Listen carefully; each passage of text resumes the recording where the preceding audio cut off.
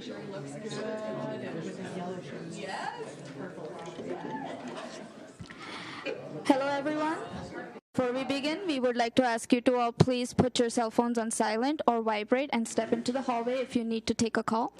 Because this is filmed for broadcast on Great River TV channel 180 on Spectrum Cable and Great River Arts YouTube, please speak into the mic at the podium, including your name.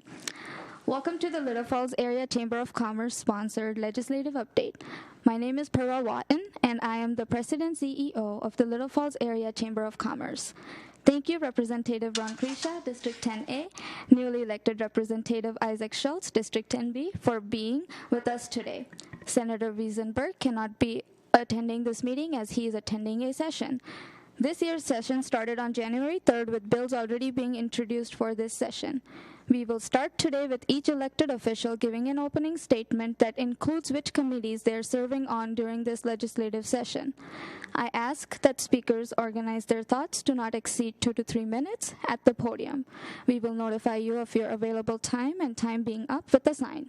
This will allow for everyone who wishes to address issues the time to do so.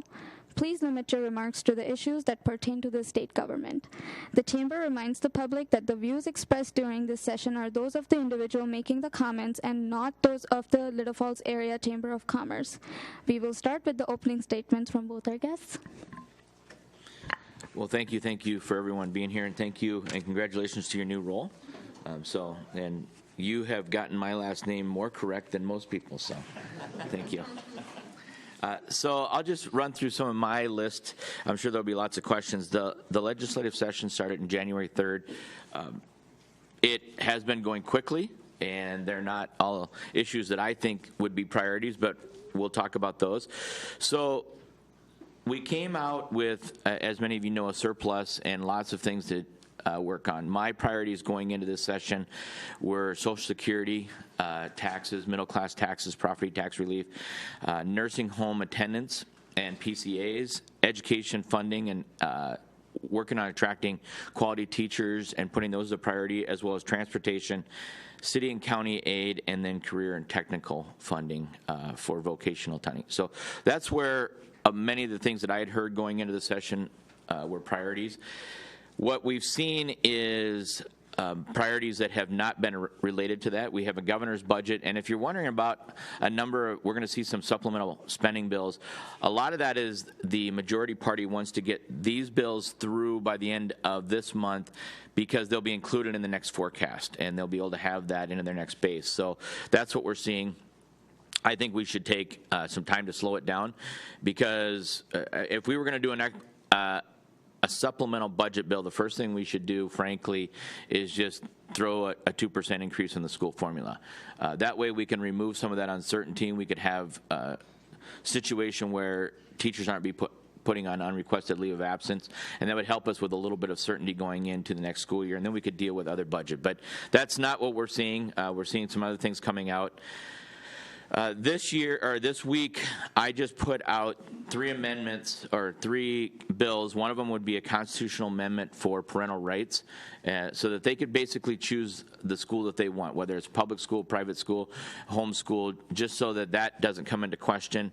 I'm also working on a couple of funding requests for infrastructure. One of them is the Aiken Fieldhouse, and one of the things that I'm finding is my district, the district I represent, now goes up to Aiken, so I have a whole nother set of communities and issues to work with, which is fine. I'm happy to do that. It's just new for me.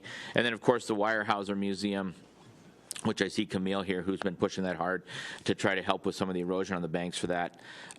Other bonding bills that I'll see is there's a rail grade separation for Little Falls, and then some transportation ideas. I serve on the Education Finance Committee. I'm the lead for that.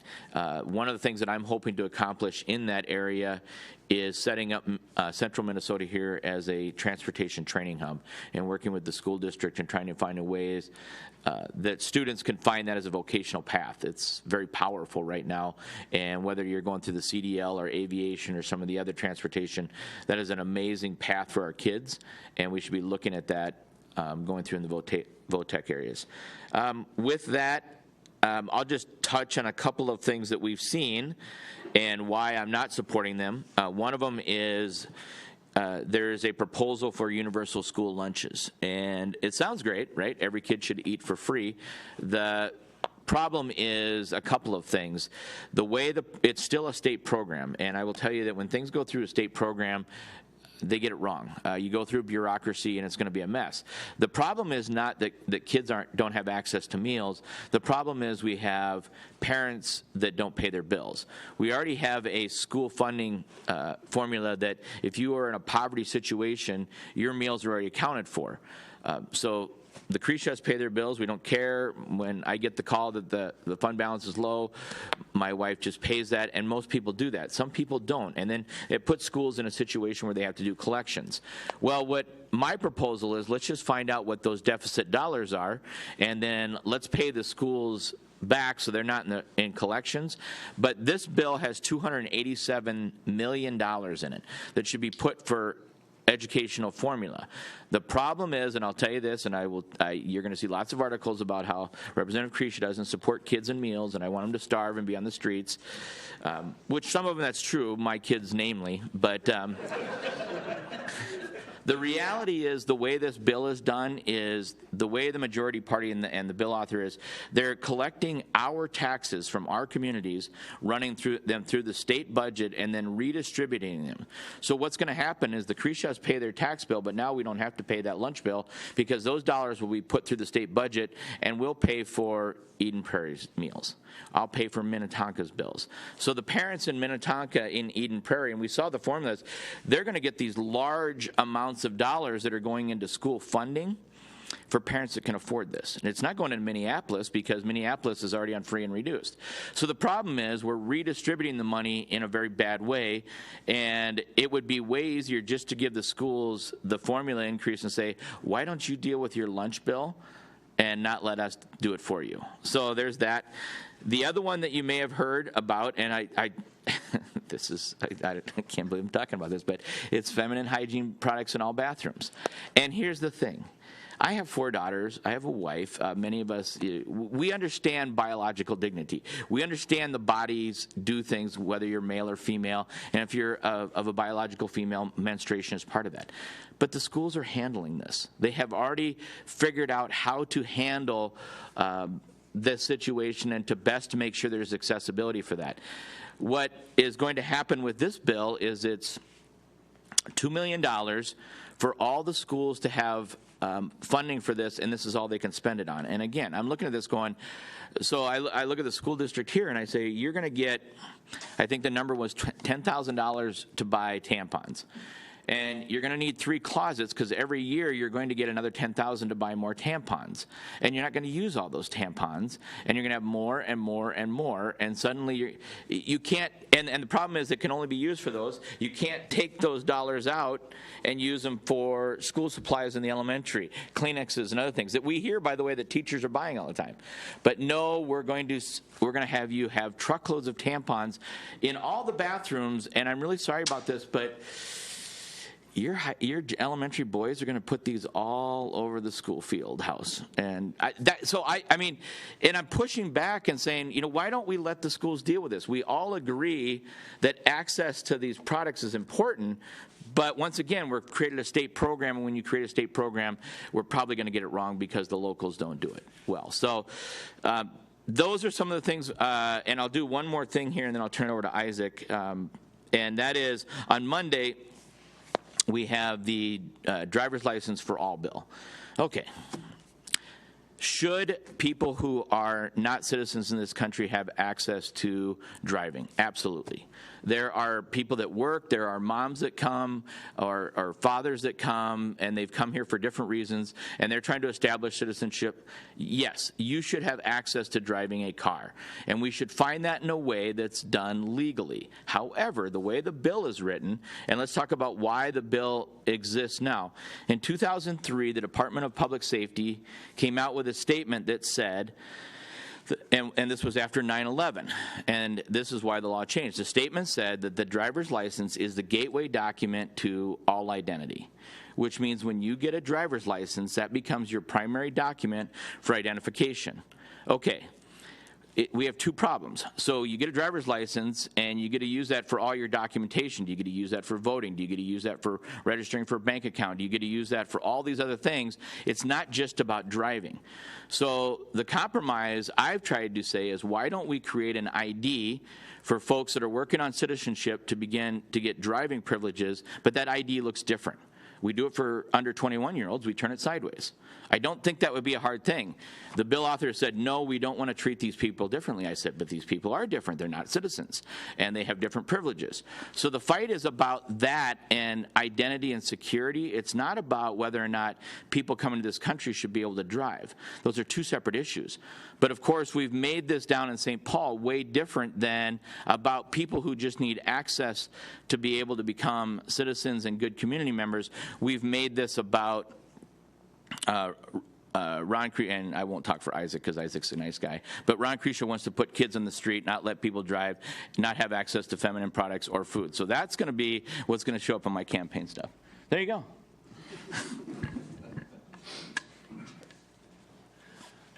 Well, good morning, everyone. If we haven't met before, my name is Isaac Schultz, and I represent the newly created House District 10B, which includes the southern half of Morrison County, stretching from Uppsala and Swanville, the surrounding townships, all the way through Royalton and Piers and over to Morrill and Lakin Township, and the rest of my district, including some in the room today, also includes rural Benton County, the central part of Mille Lacs County, and a couple precincts in both Kanabec and Isanti counties. So that's the district that I represent. And then just on background for me, I'm from Uppsala. That's where my family has been in that area for 150 years. And we own and operate an auction and real estate business, and I'm an auctioneer. But I've been excited to get to work on behalf of our communities here in central Minnesota. And as you'll find, and as you hopefully know, Representative Kresha and I, there isn't much wiggle room between the things that we believe and the core values of who we are and the things that we prioritize. But when I think about this legislative session, I mean, from the very outset, it's been extreme. It's been very extreme. It's been extreme in the way that the operations have simply run in the House of Representatives. Ron and I have both been in St. Paul at times where the Capitol is operating as it should, where it's including the public and where there's testimony and where there's committee hearings and where the serious issues and bills of the day are vetted through multiple committee stops and where it involves and engages the public. And I believe that the legislature, and specifically Democrats, got extremely lazy during the course of the pandemic and didn't want to include the voices of Minnesotans, and especially didn't want to include the voices from rural Minnesota. And that's constantly what we're seeing during this legislative session, as they're just ramrodding their agenda through with no regard for the public or a dissenting view. And we'll get into what that means and how that directly impacts the legislation that has come thus far and what we'll see for the rest of the session. So you know, like, what my priorities are. And these are both long-term priorities. These are priorities for this session. But I want Minnesota to be competitive. I want Minnesota to be a great place to live, work, play, and raise a family and build a business. And being competitive means that we have to be in a place where Minnesota can stand up as it relates to our neighbors. And as you have probably heard, our state right now has the largest surplus that we've ever had in state history, $17.6 billion. And just for frame of reference on that, our current state budget is $52 billion. And so just imagine how much additional revenue the state has right now. Now, a large part of that is one-time money, but all the same, that's your money.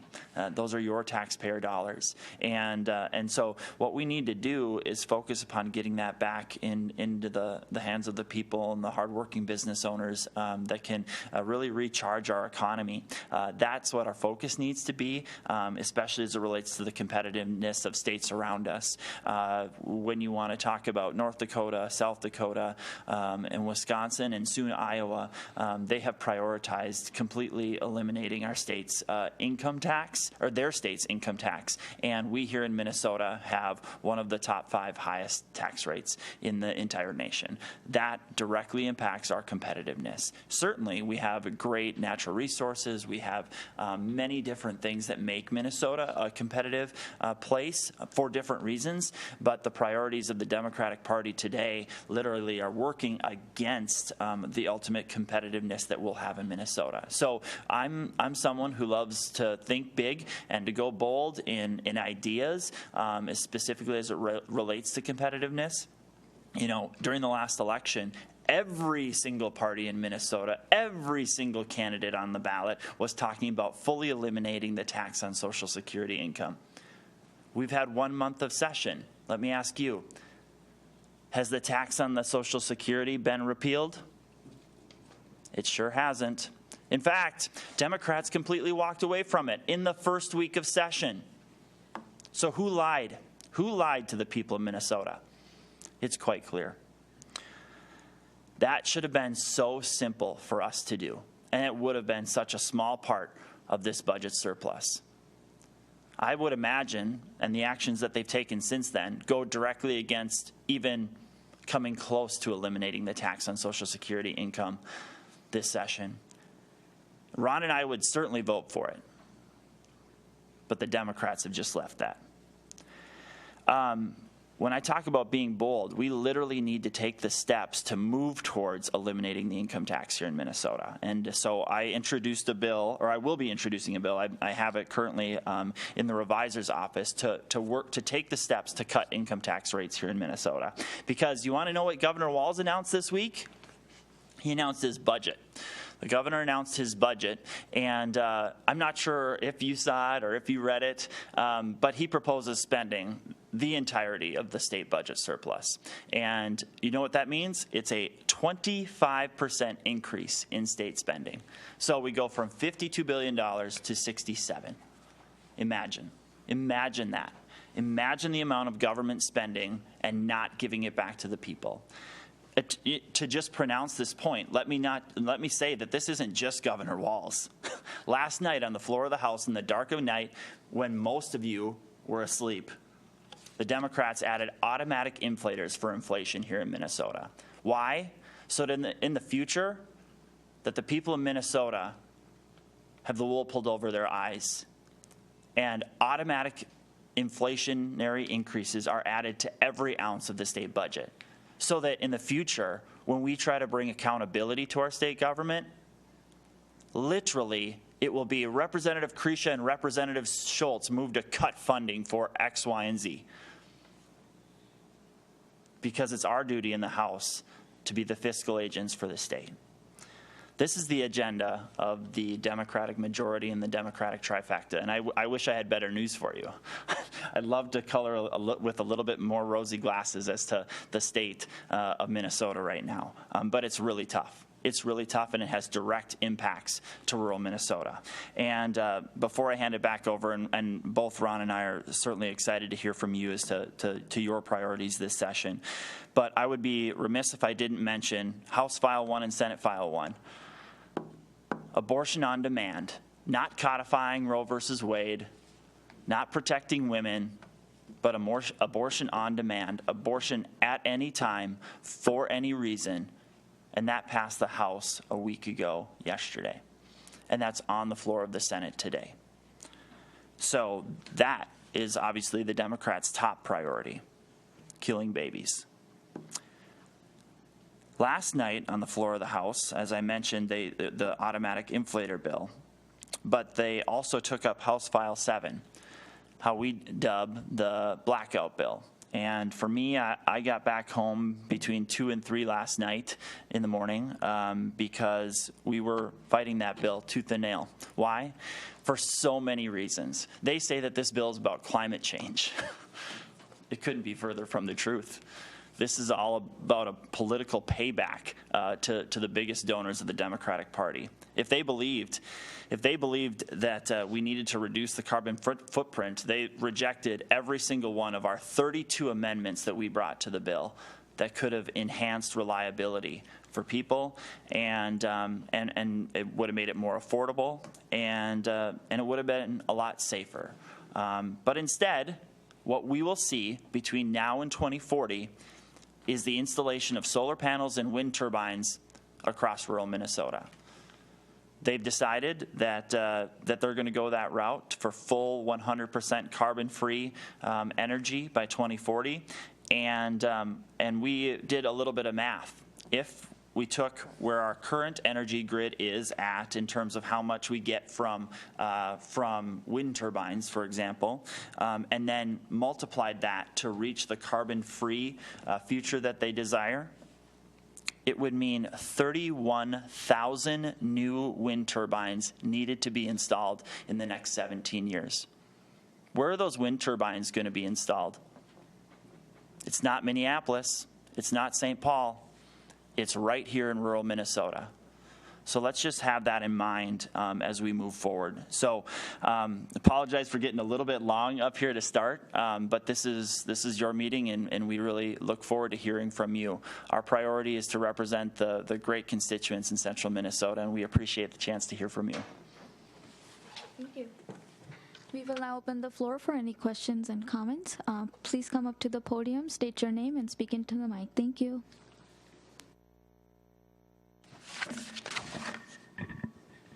Good morning.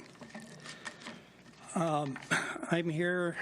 I used to be a National Guard, and We get your name and where you're from. oh, sure, Ernie Simon, Little Falls. And I used to be a National Guard. Then I got out in 1977, and I've been trying to get buried at Camp Ripley ever since. And being I haven't had any overseas duty, that kind of eliminates me. And me and you, Ron, we talked 10 years ago. And at the end of that, your conclusion was you can't help me. Well, now I'd like you guys to look at Public Law 117-103. It's from the federal government, and they're willing to let people like me get buried. But somebody has to bring up the bill. And hopefully it'd be one of you two. And that's really all I got to say, but I do have a copy of the law. Yep, bring me that. I brought 3 of them, but somebody's gone. Well, let me do this for you. Hang on a second. If you hang on 1 second, I'm going to give you, because I have another constituent I just talked to about this. And if you call, in fact, if you call her today, her name is Janelle, 651-296-4247, because they started working with the department and some of the, for the cemeteries. And we have more information. So start there, and then call Janelle, give her your contact, and then I'll circle back with her this afternoon. Okay. That'd be awesome. Thank you. Yeah. Thank you. You are welcome. Thanks for bringing it up. I'll just add on to that and say that it looks like we are also dealing with a federal law, and certainly we have fantastic federal allies, and both Ron and I can help with this. But let's follow up afterwards, and I can help get you the direct contact for Congresswoman Fishbach's office as well. Very good. So yeah, make sure you leave your contact, and I'll let her know that I talked to you, Mr. Simon, today and all that. So I appreciate it. Awesome. Thank you. Thank you. Next person, please.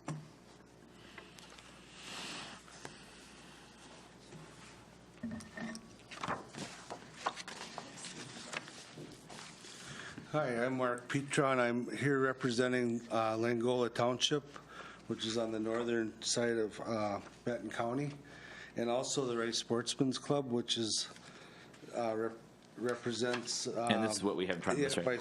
I gave you guys a letter.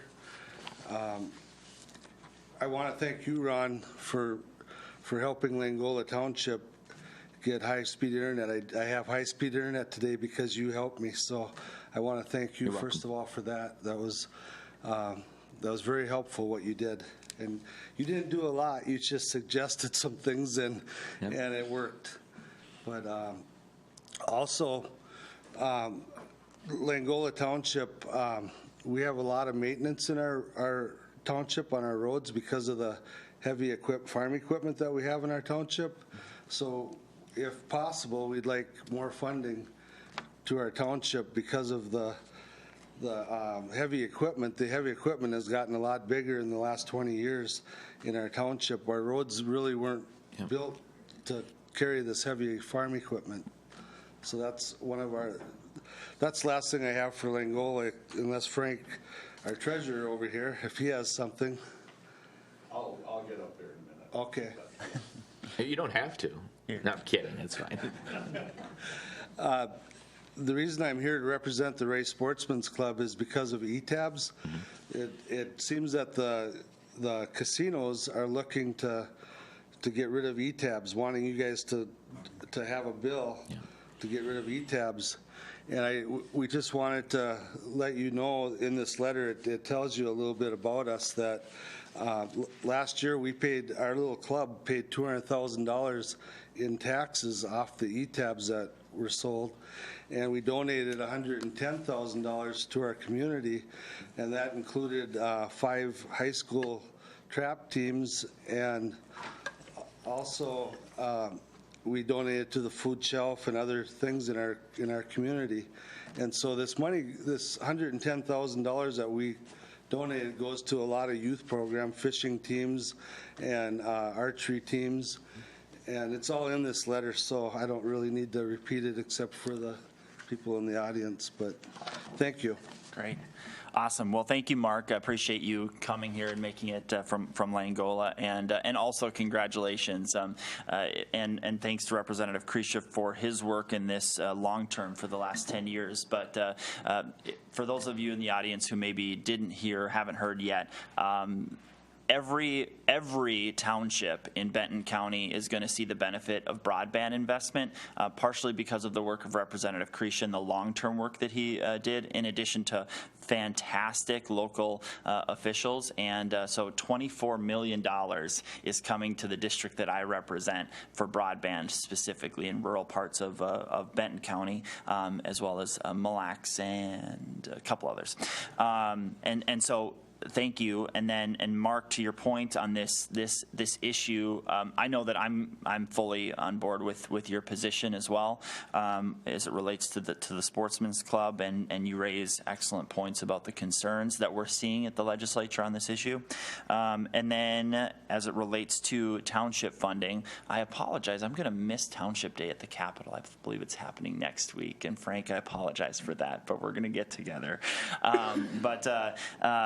But funding for townships and rural communities is a really big deal. I have 32 townships in my district, and one of the things in my district, there isn't one city in my district that is over 5,000 people, which means we're actually short of road funding. And so whether it's for townships or whether it's for small cities, I'm a big advocate for making sure that we allocate specific funding and hopefully dedicated funding statutorily to ensure that we're getting dollars to small communities as well and townships. So thank you for that. So I just had a quick comment. Thank you, Mark, and happy to help out and work with the townships. I know that you're looking at funding for your infrastructure and transportation needs as well. As related to the ETAB, so this is an interesting one as well. Generally, I'm opposed to gambling, but the genie's out of the bottle on that. We already have ETABs and we have the casinos and all that. So it's just now how do we control this? I also am a big proponent for local, and so I've been fighting this tax. We send too much local charitable gambling dollars away to St. Paul as it is now, whether it's the Sportsman's Club, the Fishing Museum here, the Lions. I mean, we have a hockey center here because of this. So we've been trying to back that off, and we will continue to do that. We have $17.5 billion. We should be able to do that. Now, I'll just add this. The complexity to this is, you're right, the casinos are fighting some of this. They want to see the ETABs go away. Their argument is it looks too much like slot machines. And so, but the other side of this is, behind the scenes of all this, the casinos are trying to work a deal for online gambling.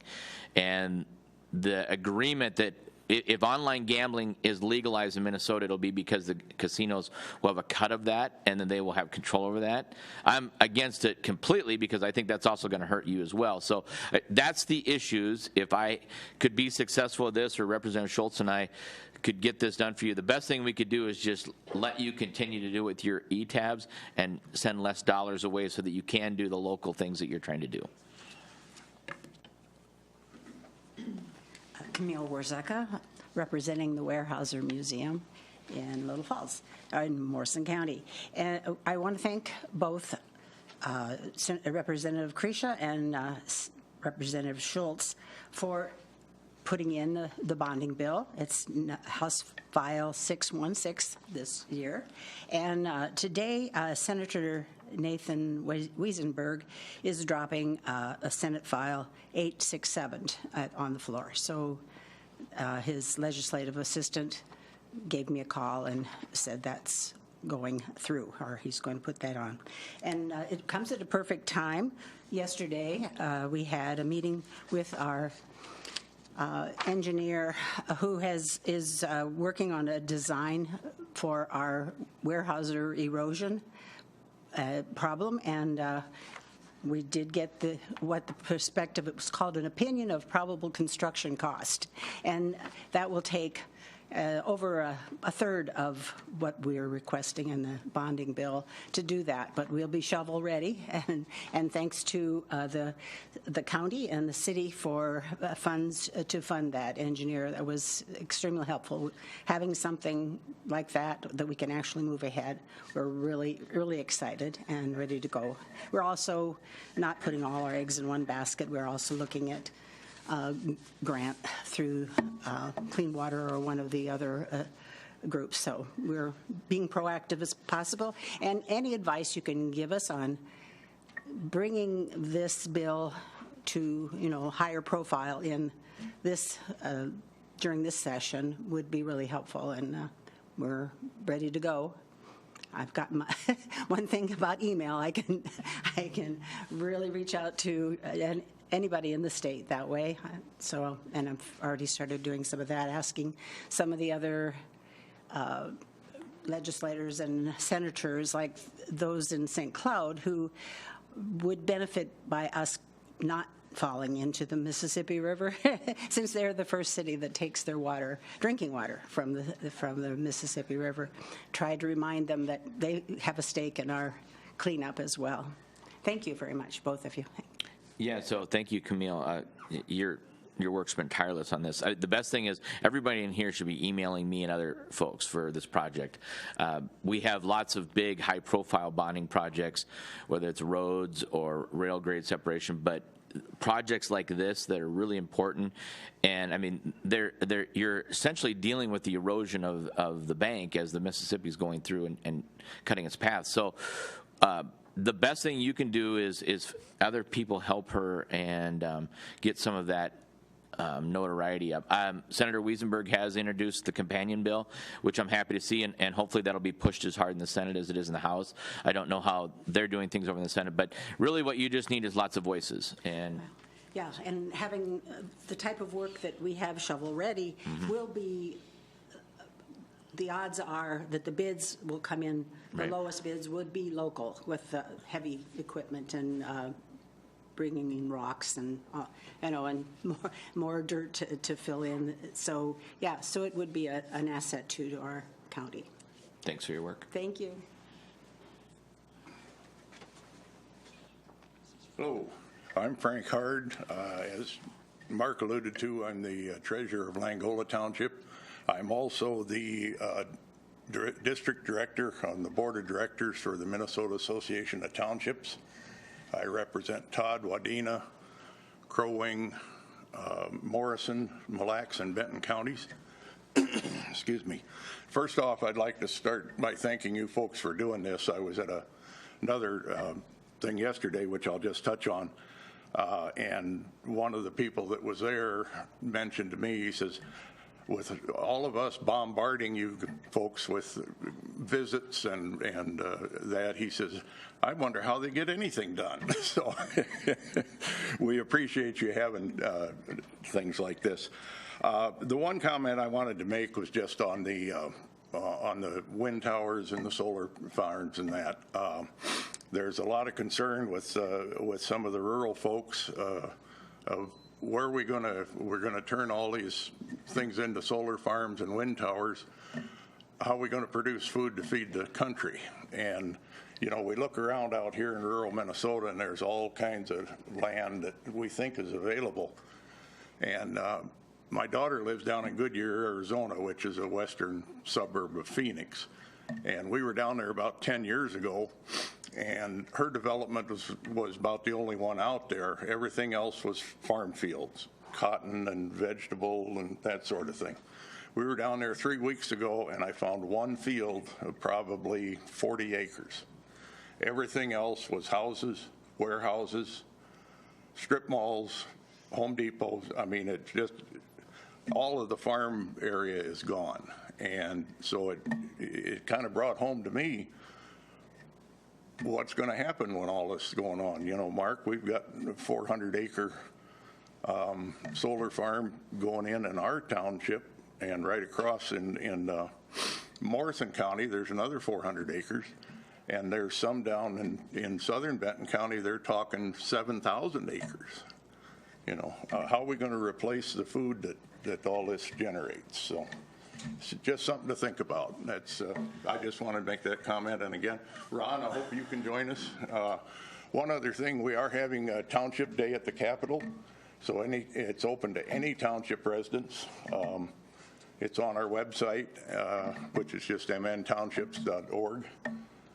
If any of you want to come down and join us, we're going to have a meeting with as many legislators that can come on Tuesday afternoon, and then other meetings Wednesday. Some folks are just coming down for Tuesday to get in on the meeting with these folks and then going back home.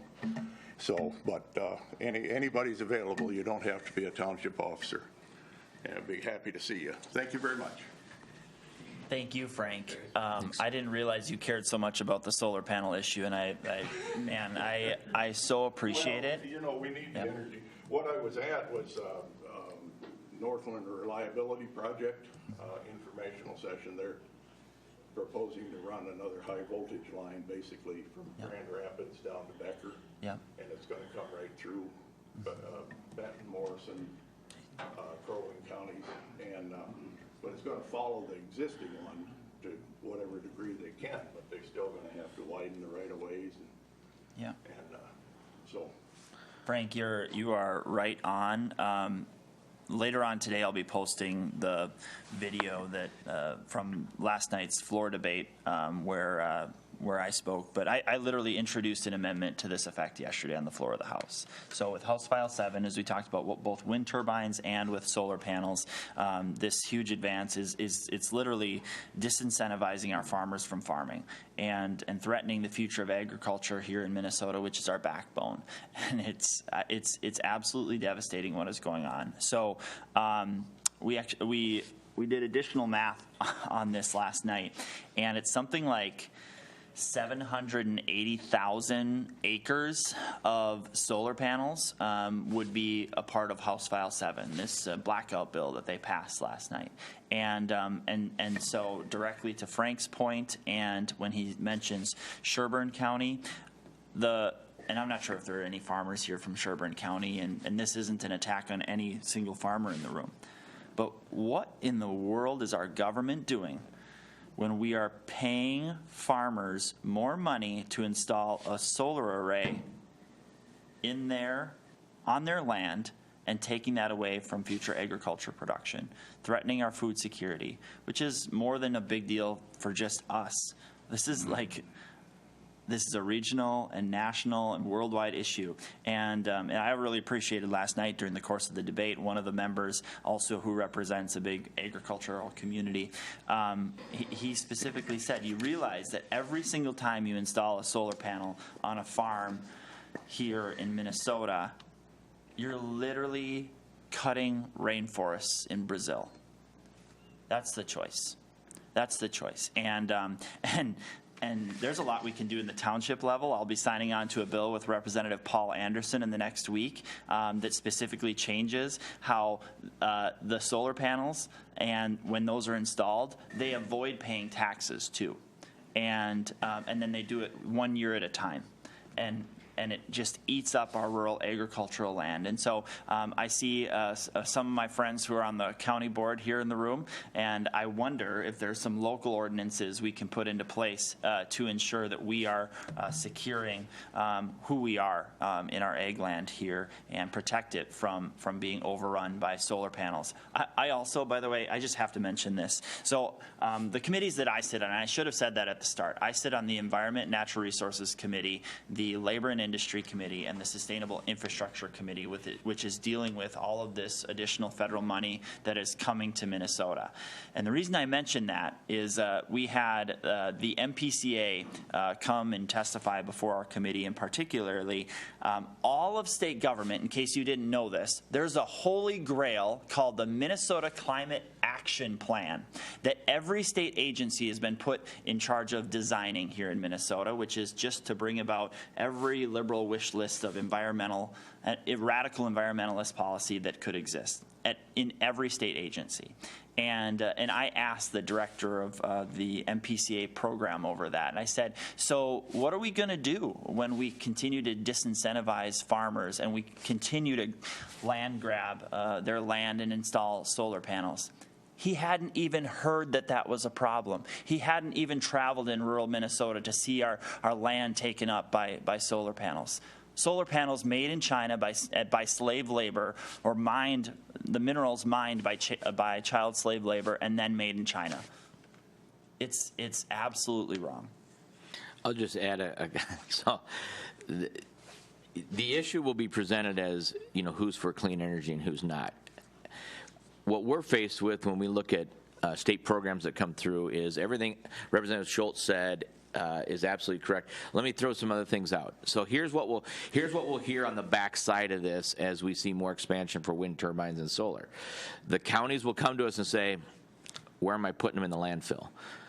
Because we're already starting to see that as they're going through the maturity of these assets, that they have to be disposed somewhere. So we now have created the environmental concern of where we dispose of these and how we dispose of them.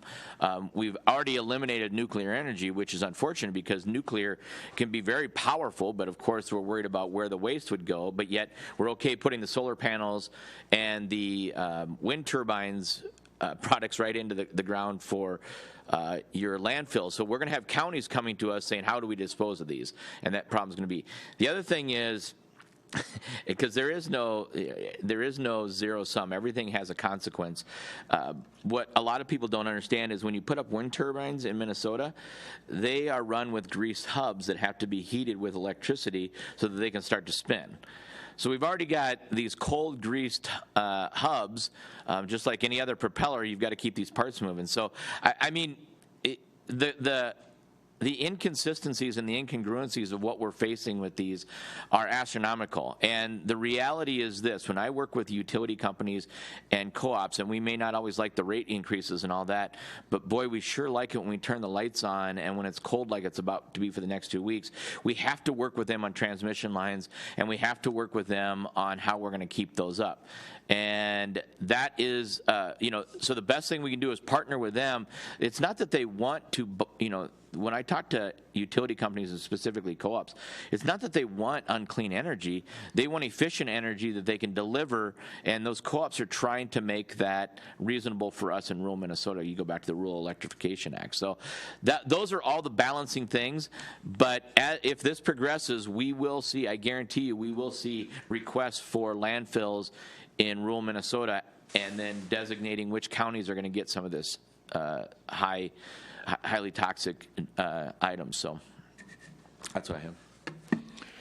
Roman Watuki, Pike Creek Township. As long as you are talking on townships, one thing I'd like to bring up, and I'd like to put a change to the law on townships. The townships don't have to fall underneath the data practice laws of the state of Minnesota. Every other county has to do it. The township is exempt. I went through a situation for about a year here. I couldn't get any information, and finally Matt says you should give it to them, but they don't have to, and they only give me partial information. One of the things that's happening is in a township situation, there's nobody there to investigate a township if there's any wrongdoing, suspected wrongdoing. I've had pictures of closed meetings. You take it to the sheriff, he said, that's not my job. Take it to the county attorney. The county attorney doesn't prosecute it. So what you have to do is a private individual has to bring that to district court, file a court claim in district court, and bring it to district court. I think you should put a bill in there where the county attorney should also have the obligation to look at it and partially investigate and see if there is any violation. When I was on the town board, if we had caught a kid tearing up our road, I took it to the county attorney and he prosecuted. But when you see the closed meetings going on by the township board, and in this case, they hired this year. They hired a guy all last winter to plow snow. Never give him a paycheck, and he was on unemployment. I filed a complaint with the unemployment. Put him in, and he didn't pay He didn't claim it on his unemployment, but yet I know he got paid, but not through the township. So I think you got to make it more easier for an individual in a rural area to get them records. I got the pay records, the checks they got, but you don't get the vouchers. You know, they don't have to give you none of that stuff what they claimed it for. So them are the two areas I wish you'd look at. I think it's reasonable. Thanks, Roman. I can look into those.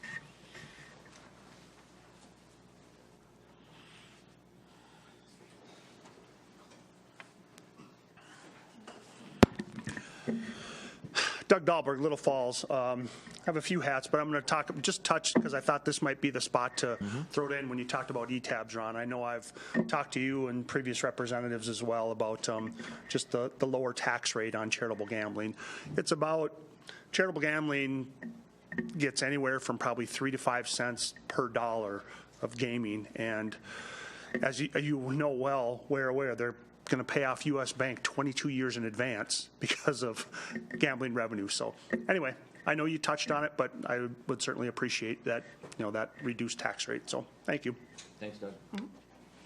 I just want to say, as it relates to this charitable gambling issues, I actually really appreciate hearing from you all. This isn't necessarily something that I have had the chance to hear much of, so to hear that that's a priority for you is really helpful for me. Thank you. Next person, please.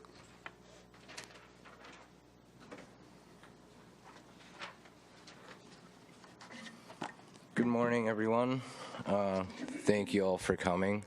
Thank you again for putting this together. This is really beneficial to our community. One recommendation, first of all, my name is Jeremy Pakula. I live here in Little Falls, Minnesota. One recommendation I would like to add is that we start with the Pledge of Allegiance for a public meeting like this. But anyway, couple things. I would like to first point out that, as mentioned earlier, Senator Wiesenberg is on the House or the Senate floor this morning debating SF1, and he's doing everything he can to protect the unborn. I believe he needs all of our support from our district, and he should be acknowledged and applauded for that. I encourage you both to vote against the universal driver's license bill as it is written, as you both have said already. Many of us in the election security and reform circle believe that this will give more opportunities for non-citizens to possibly vote. We already have terrible voter rolls in this state already, and we believe that this bill will only contribute to that problem. Thirdly, House Floor 242, authored by Mr. Kresha. This is a constitutional amendment proposed to the Minnesota Constitution, Article 13, Section 1. My question is, what is the issue with the current wording of this in our Constitution, and what exactly does the new language intend to accomplish? I've seen this already happening at the federal level with our U.S. Constitution, where many lawmakers are chipping away and changing language, words, definitions to attack the structure and integrity of our constitutional republic. As it is written, I don't really see what this intention is, and I've recently heard this is the second time this has been introduced. So that is the question I have. So thank you, Jeremy, and thanks for your question. So this is the third time I've introduced it. I've been working with folks. So I mentioned that I'm in the lead on the education finance. Currently, we're going to spend over $30 billion on education, and the Constitution today says that all the state has to do is provide adequate education. And no unified standards. So I am not a mandate person. I do not believe that we should be mandating our schools with sex education, comprehensive sex education, CRT, or any of those. That shouldn't be happening in schools. So what I've proposed is a constitutional amendment that just simply says the state of Minnesota should put as a paramount concern quality education, and that should be done with unified standards that we agree upon at the legislature, and those standards would be revolved around improving our academic scores. Right now, the Constitution just simply says we only have to do it adequately. I would never, in my companies, I would never turn to anybody and say, you be adequate.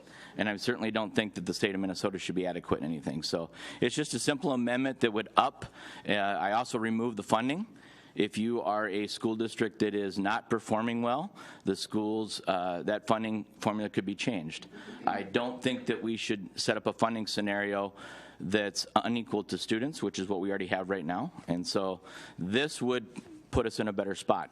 Some people disagree with it. I also have a constitutional amendment right behind it that protects parental choice for homeschooling and so forth. So working in tandem, I believe we can make a better educational situation. All right. Thanks for that answer. Thank you. I just want to add on to Jeremy's point in House File 4. That's going to be voted on next Monday in the floor of the House. That's the bill that grants driver's licenses for illegal immigrants. And in case you weren't already aware, that's House File 4, and House File 5 is automatic voter registration for everyone upon time of getting your driver's license. And so it's clear that this bill isn't about safety. It's not about workforce. It's not about that. It is simply about stealing future elections from those on the right. So it's a purely partisan bill. Thank you, Isaac, for that. Next person, please.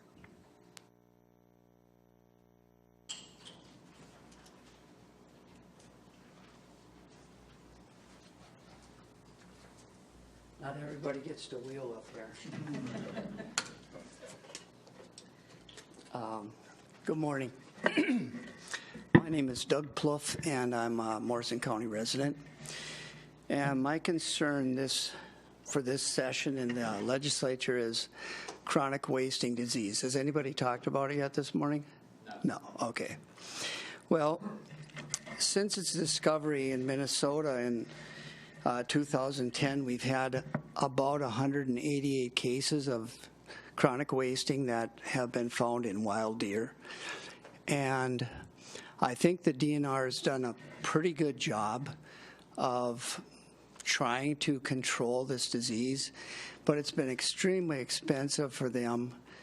When I look at the numbers of what they have to spend to test all these deer, to then go in and either allow permits for the landowners to hunt or to have special people come in with, guns and take out as many deer as possible. It's a very expensive process for the DNR.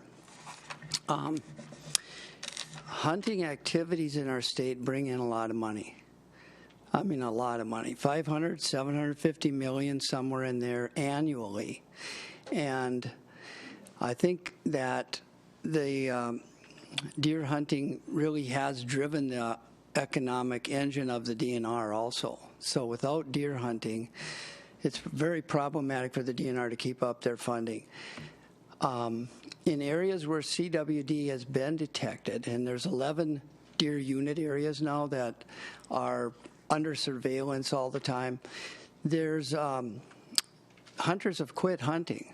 Not a lot, but up to 10% in these areas have just said that we're not hunting this area anymore. And that's a problem for the local economy in all of these areas where it's happening. Even locally here, I've noticed many of the butcher shops, they don't want to take anything anymore. They're afraid of contamination or possibility that they're going to get sued from some issue with CWD. And the problem that I see is that when these herds are found with CWD, and they're primarily deer farms, we have to pay for the depopulation of those animals. It's white-tailed deer, elk, red deer. They've all been depopulated, and it costs the government money to depopulate because they've been paying farmers for these animals. So it becomes a huge burden, I think, to us, and it's scary for me as a landowner because I've spent a lot of money personally on land in this county, and my land is not all agricultural. Much of it is recreational, and it's a high tax rate for us to pay, and we chose to do that for hunting purposes. We enjoy hunting. It's a family tradition for us. It's very social, as well as economic for the state. It's very social for us, and it's a big part of our life. We manage many, many acres and intentionally manage it for animals. Well, anyway, there's only 229 cervid farms in the state, and they only have about 6,000 animals. That's not a lot of animals for us to have some process in the future to take care of these farms by maybe eliminating them. And I personally would like to see legislation going forward that would adequately pay these people, and I think it's money or money ahead to eliminate the problem. I really feel that the state has a duty to the rest of the people who are hunters that we can find ways to compensate and eliminate and allow. Once the elimination has taken place, we'll have to do some type of fencing or control of these areas so that future deer are not being contaminated, because it's showing this material, this prions, stay in the soil long periods of time. So there needs to be adequate funding to further eliminate the chance of wild deer going in that area, eating grasses, having contact with these deer. I just think it's a fair trade-off for us, and I think many hunters would be in favor of even helping out. Personally, I would. Helping out the state in paying for some type of compensation to these other people. I don't know if you have any thoughts on this, if you've explored it or had any feelings toward what we could do in this situation. Actually, for Ron and I's sake, could you give maybe your township or the community where you're from? I'm a Coldrum Township member. I've been there my entire life. We have land in Coldrum, Pike Creek, Little Elk, and Turtle Creek. Okay. So thanks, Doug. So yes, this issue's been debated, and it's come through a number of communities, and the challenges on this are not. When we just break the issue down to the worries of chronic wasting disease getting into the deer populations, that certainly is a concern, and people talk about that. Where I originally grew up in Nebraska, we've been battling the chronic wasting disease out in Sand Hills and the western side of this for as long as I can remember. The challenge, you have the DNR side, and then the challenge you have on the commerce and the business rights. We can look at this isolated and say, should we just get rid of the deer farms and all that and find a dollar amount to take care of that? We could do that. We can find out what that dollar amount is, and that might even be reasonable, might pass. However, the other question is, how do we handle other animal harvesting facilities and so forth? When we had the avian flu move through the turkey populations, the hunting preserves were very concerned as well, that they might be affected by that same legislation, that we could come through and shut down a Rice Creek or a Sand Hills or even the other ones that we hunt. So the question is, what rights do business owners have? And that is a commerce issue that becomes a legal issue that can be used for precedent. And I've already said I'm not a proponent of the state getting in and shutting these things down. So I don't know what the answer is. And you already said it's in, we already know it's in the soil. It can be in how the deer eat and so forth. I don't know what the right answer is. This has come through southeast Minnesota. It's come up from that area, and we're seeing it starting to move in the northern areas. There is no good compromise right now. I think that when I've heard from the industry and the deer farmers, many of them are just as frustrated. They're willing to take a buyout and go. But they're caught in the middle now where it's going to cost them a livelihood. So, and then you have insurance and all that. So the answer is, some of my friends want me to go this way, some of my friends want me to go this way, and I'm with my friends. Doug, thank you for the question and for speaking to it. And I would just say that for me, I'm still in a process of kind of discovery and research, and I'd be open to hear more from you and take more of your research and independent research, or if there's others who have opinions on this. As you know, we do have some facilities and some farms here in our community, in our county, and certainly, I think that their voices need to be at the table too, and so that's my commitment. I'll listen, I'll learn, I'll get a little bit more hands-on approach to this than Representative Kresha will, because I sit on the Environment and Natural Resources Committee. But let me, similarly to what Ron said, I'm someone who wants Minnesota to be competitive, and from where I sit in the House, on the committees, etc., I see far too many of my colleagues bring forward an attitude towards so many different businesses that in Minnesota, and their attitude is simply, not in my backyard, not here. Well, then where? Not here. Right, and I'm certainly going to be someone who has a lot more humility towards doing business here in Minnesota, so anyways, I'm committed to learning more, and I want to understand the issue better. And one thing I should say is, Doug, keep contacting me and others. I mean, that information is also very valuable as we're trying to figure these out. And I can let you know what legislation is coming up. I can give you a 360 feedback loop with Representative Schultz and I. So, thanks. Next person, please.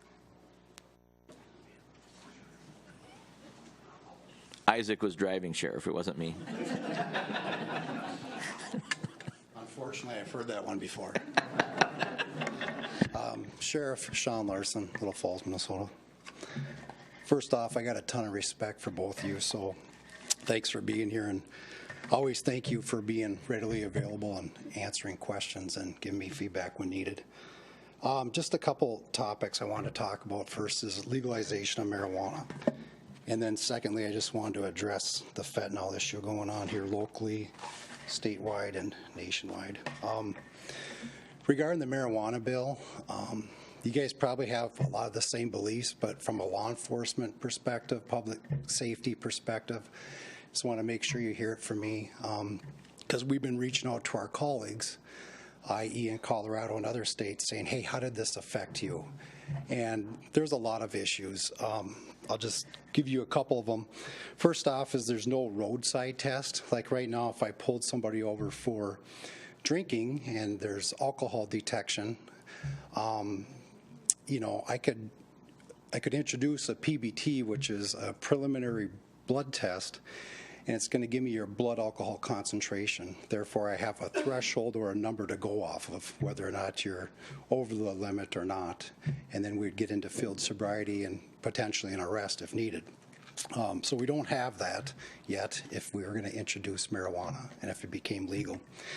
A little bit about, we got canines now, and the way they're trained is they do detect marijuana.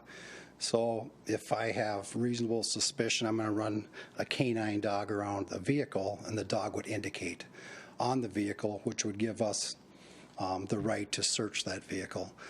The way the dogs are trained, obviously, as I mentioned, they do detect marijuana. So right now we probably have anywhere from $10,000 to $15,000 with the dog and the handler and some of the training involved, and we would have to basically start all over. There's no way to basically just take that training away from the dog. We'd have to start over. So there's some issues there. The other thing is the absence of local control. And again, maybe you feel the same, but I want to make sure we're vocal about it. I think as elected officials, we know our individual counties and cities, and I think that our constituents should have some say in this in local government versus the state just having the control over this. And that way, if there's certain cities that want to opt out, they have the availability to do so. Obviously, there's costs going up related to law enforcement training that we'd have to look at. We'd have to probably invest more money in our DREs, our drug recognition experts, regarding marijuana arrests and driving under the influence. We do know from our colleagues that other states who have legalized marijuana, their number of traffic fatalities have increased. And of course, the treatment centers continue to advise us that a lot of this started with their addiction, and the path was marijuana before they even got there. So I just randomly talked to 10 inmates. Actually, I had one of our jail programmer talk to 10 inmates who were in for jail-related controlled substance crimes. And basically, it's 50% of them or more said that it was marijuana that led them to fentanyl, that led them to heroin, that led them to some other hard drug. So there's definitely some concerns. With that, I know I only have so much time, so I want to switch gears to fentanyl. Maybe you're not aware, but in 2021, we had 5 overdose deaths in Morrison County. In 2022, we had 11. And that's pretty substantial. One life is too many dying from fentanyl. So what I did, and I made sure I put coffee in this, so this is not a legal substance. I know Doug's been looking and eyeballing this, but so this is 10 grams, okay? This is coffee greens. And this is 50 grams. So right now in Minnesota, it's a first-degree sale crime to sell 10 grams of heroin. But in Minnesota, you can sell up to 50 grams of fentanyl before it becomes a first-degree sale. So we have an issue there because this is what's killing our people. And I guess my thing is I just want to bring it to your attention, and I know you guys will be a voice for us in law enforcement, but there's too many deaths, and we're spending way too much money on the street to try and take these drug dealers off the street. They're poisoning our communities. So right now, 50 grams of fentanyl, we're looking at $7,500 for this package to get to that first degree. So we're paying our drug task force guys, our undercover agents, that much money to get this much off the street. And then what we're paying here, the first degree heroin, the 10 grams, $1,500. So there's a significant difference there. The only other thing I want to bring up on the marijuana bill, and I'm sorry for bouncing back and forth, is I do see another concern. It's only a gross misdemeanor to sell to a minor in a school zone, park zone, public housing zone, or drug treatment facility. that causes some great concern. Specifically, it says it's unlawful to sell more than 2 ounces of cannabis flower, more than 8 grams of cannabis concentrate in these zones. And a gross misdemeanor, so it's only punishable up to 1 year in jail. So I do see some concerns there as well. And again, I know that you guys may feel the same way. I'm just trying to throw my points out, and I respect the fact that you're here to listen to us and represent us. So thank you. First of all, Sheriff, congratulations on your win. Thank you. And you, right back at you. You've been great to deal with, you and Chief Shermers, and so we're well represented and fantastic. So we were just talking. You've emailed me about this a little bit. I have some information, and Representative Schultz and I will introduce that bill next week, and we'll probably be in touch with you. But we've already been doing the framework, but we're just going to move that through. I think what you say is right on. There's not a lot that I'm going to say that you haven't already said, other than, first of all, on the recreational marijuana, yeah, I'll never support that.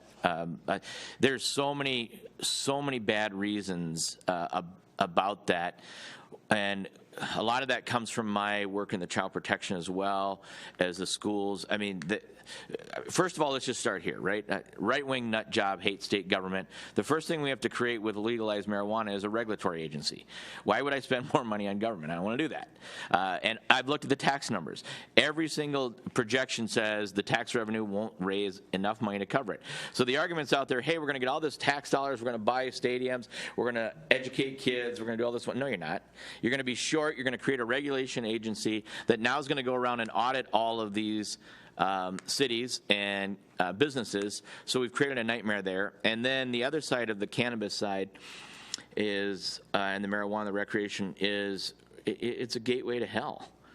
You look at these families, and you know, if any, I don't think anybody here, but since I have the media, if you want to support recreational marijuana, come with me to a family where 4 kids have been sleeping in a car, and the mom has met with me and said, if I just hadn't started down this path.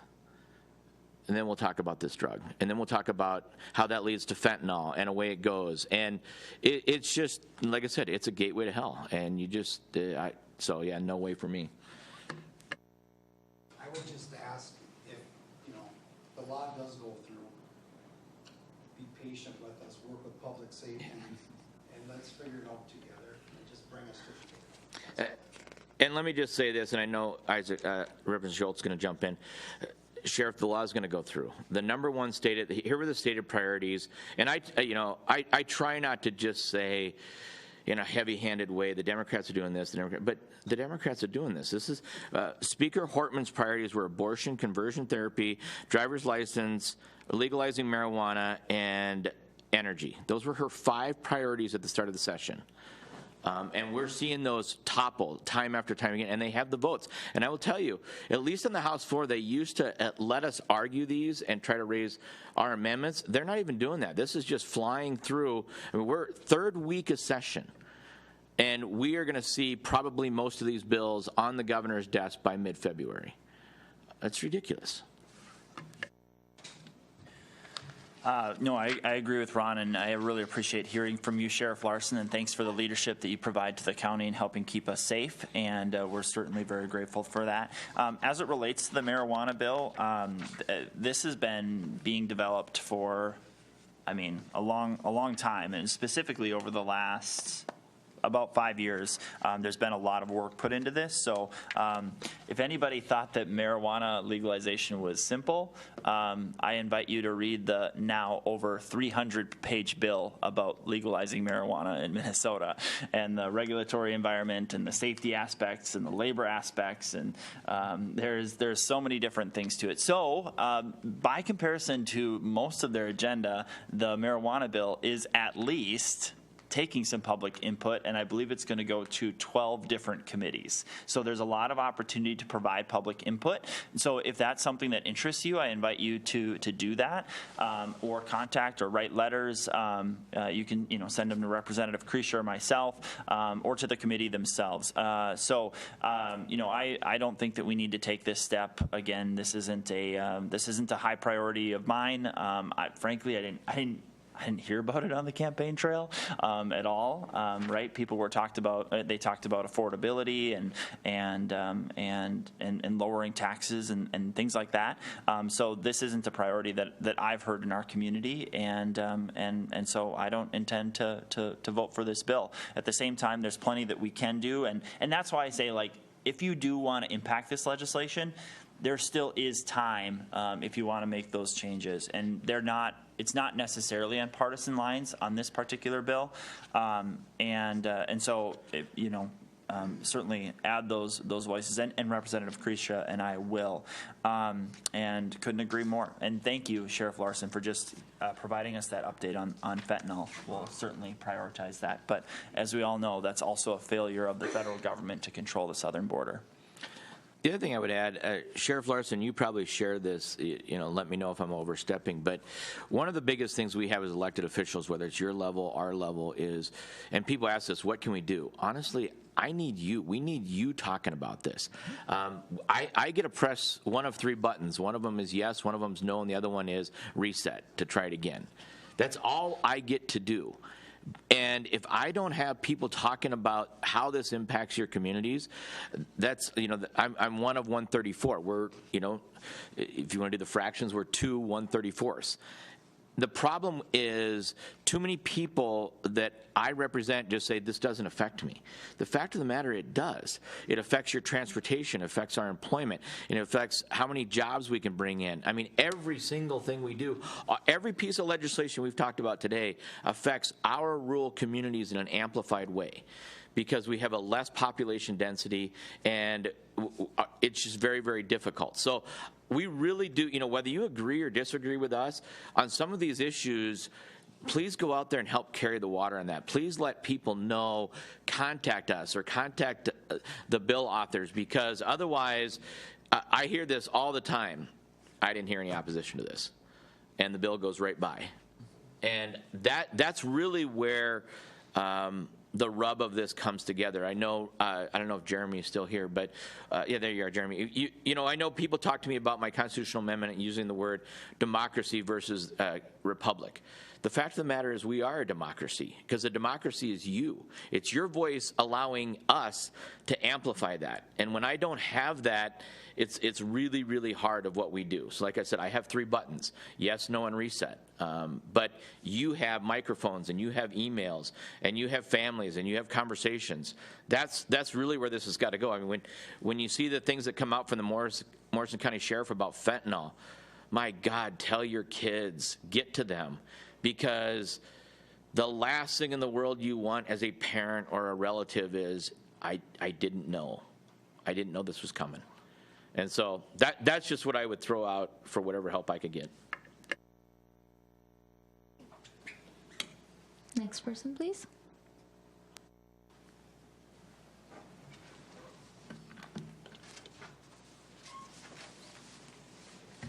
I don't have the knee roller, but I'm still limping.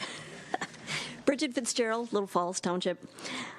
First of all, Ron, I want to thank you again for bringing up House File 93. That's a proposed amendment to the state constitution, and that is to take out the words of involuntary servitude and slavery.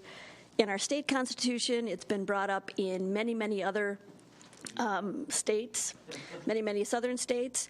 And I want to point out, Ron, when you had mentioned that, you need to hear from people.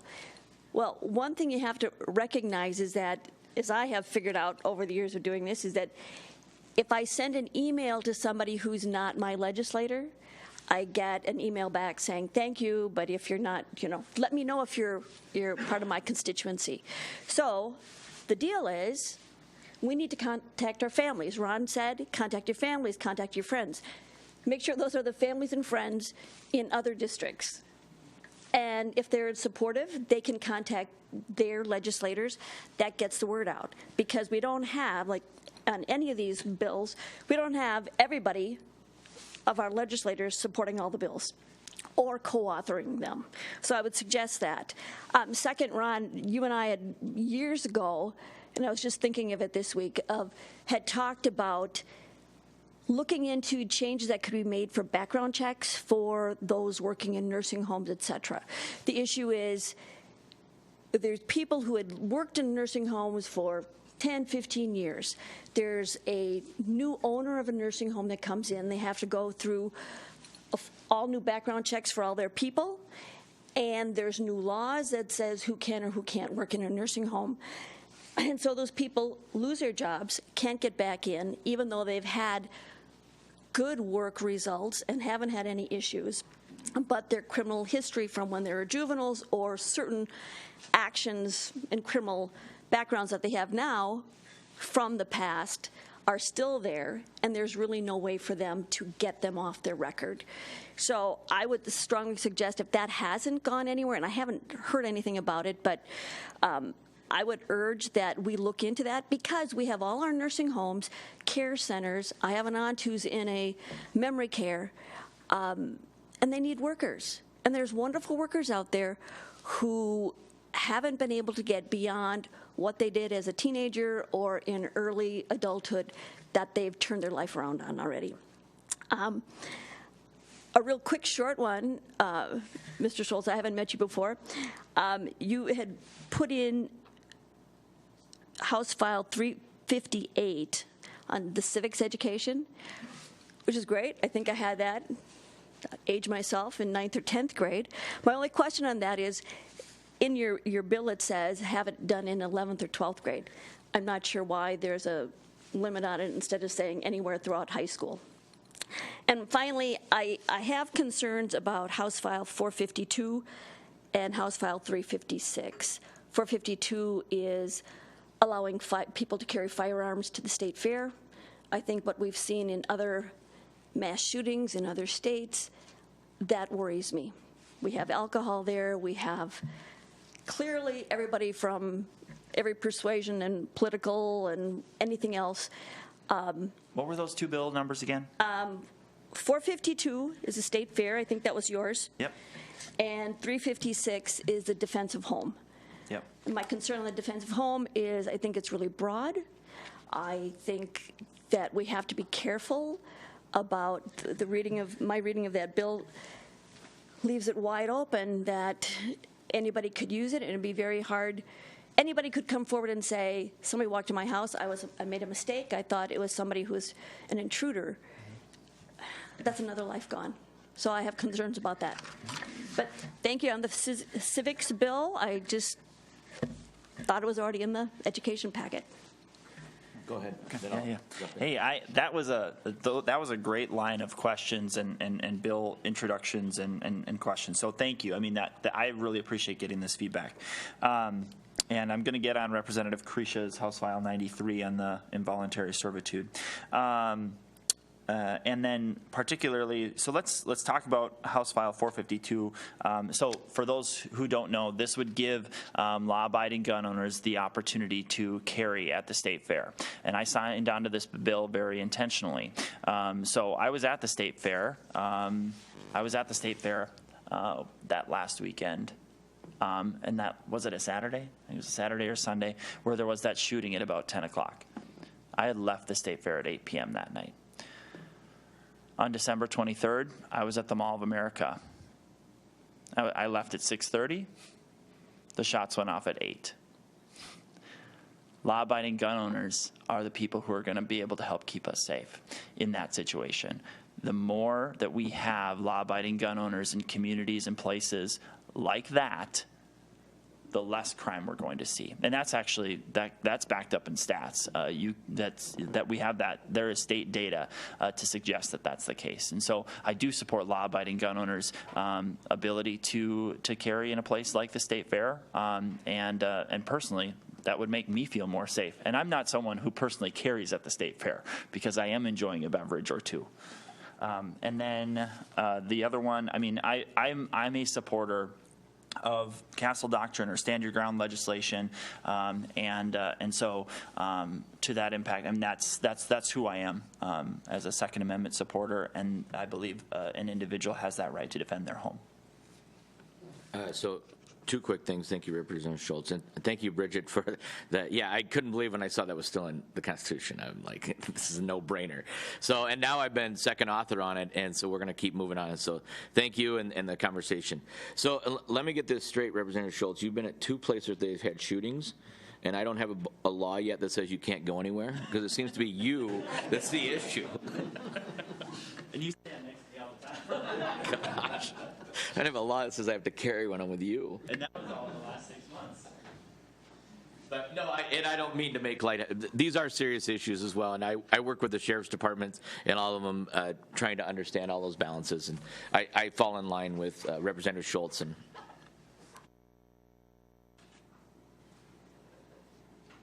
Next person, please. Can I just ask a quick question on another issue? What's the status of the Family Leave Act? I had heard that yesterday that it's probably going to go through today. Yeah, thanks for the question, Frank. So for those of you in the audience, either who didn't hear the question or might not know, one of the Democrats' top priorities is to add a ton of mandates, specifically on business and employers here in Minnesota. Earned sick and safe time, paid family medical leave.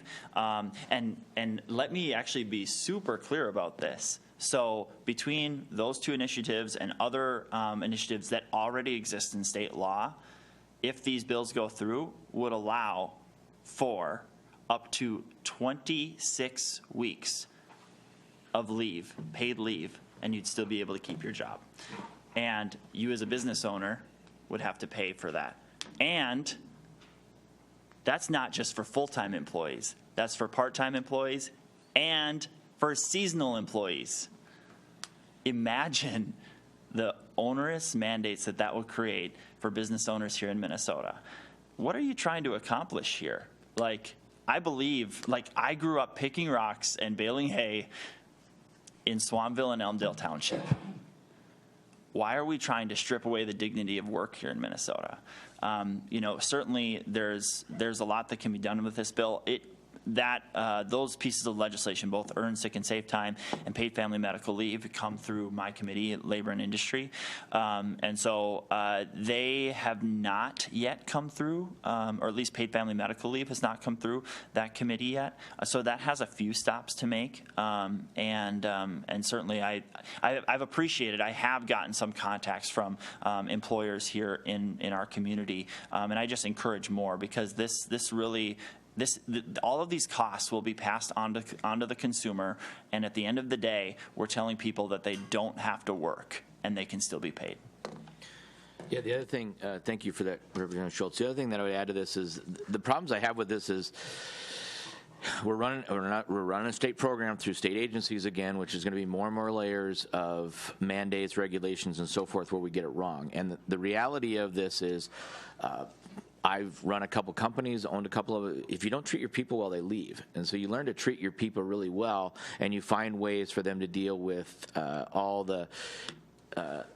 The unpredictability of life. I also know when I talk to many companies, their biggest problem is getting more workers. They're competing for them, and the benefits package you put, I hear this all the time. People are making decisions over the benefit package more over the salaries. So I think this is already being worked out in a lot of cases. Yes, there are some bad apples and employers who do bad things to their employers, and they get fined. The Department of Labor and Industry hits them, and they get all of that. We still don't know the adverse effects to school districts. There's a really bad side of this for the school districts. And so, because, let me just add this, you may want to plug your ears for this, Superintendent Johnson, but the fact of the matter is, if there's a huge undue cost on the superintendents here, they have the ability to run referendums to try to raise your dollars to pay for that. They don't want to do that because they have more pressing needs. But this is the type of things that get created when we run these through state agencies. So I think there's better ways to do this. We don't have to kill every mosquito with a nuclear bomb. There's ways to, take care of these problems. No, I would echo exactly what he said, because it literally will impact schools. And I've got that from a superintendent in my district. He said, if we had both of these two initiatives, it would result in us having to cut summer programming for our students or for our community, those impacts are either passed on to the consumer. You're going to see reduced programming, and it's the wrong policy at the wrong time, and it doesn't have to be mandated. One of the things that I have in my past work on the congressional level, working with many of our local stakeholders, elected officials, and others, is I love that Little Falls and Morrison County is growing again. I love it. And I think that our community benefits when our local employers are competing with one another for our great workforce. I think that's awesome. But let's let them do that without the heavy hand of government. This is really quite simple stuff.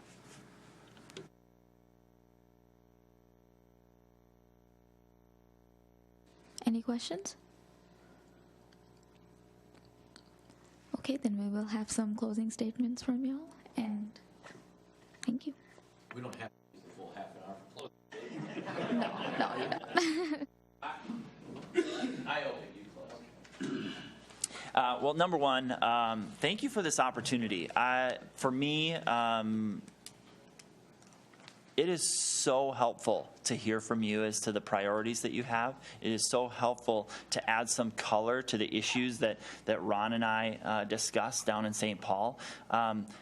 Even if you have an opposing opinion from what I shared today, you are going to make me a better legislator by sharing your experience, or knowledge, or expertise with me.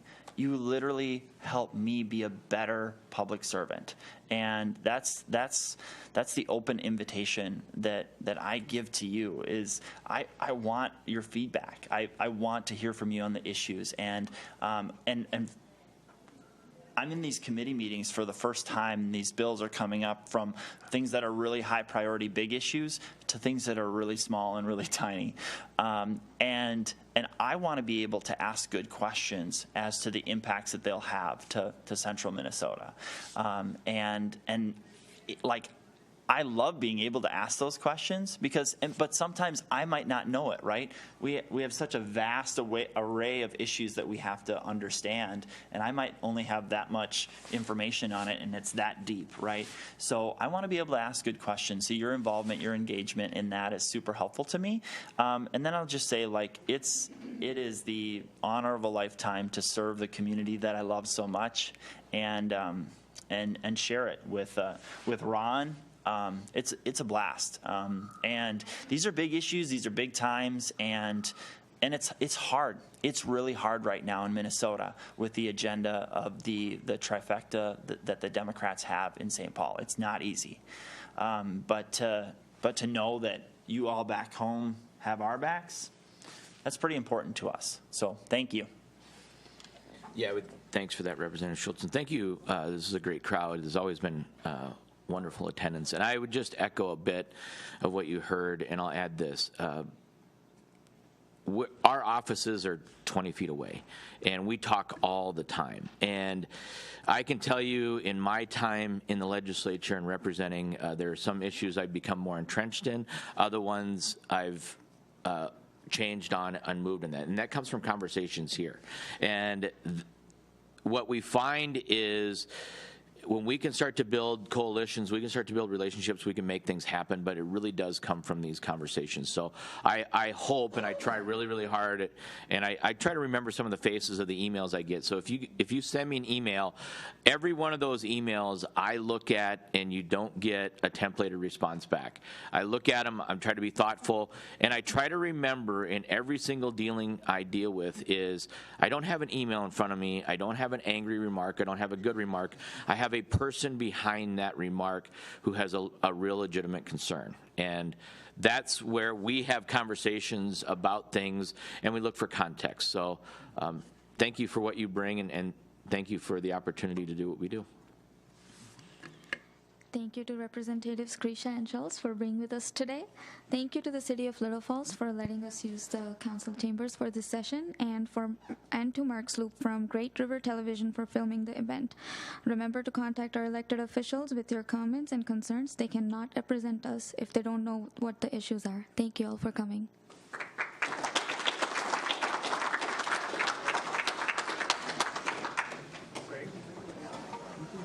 Take care of that.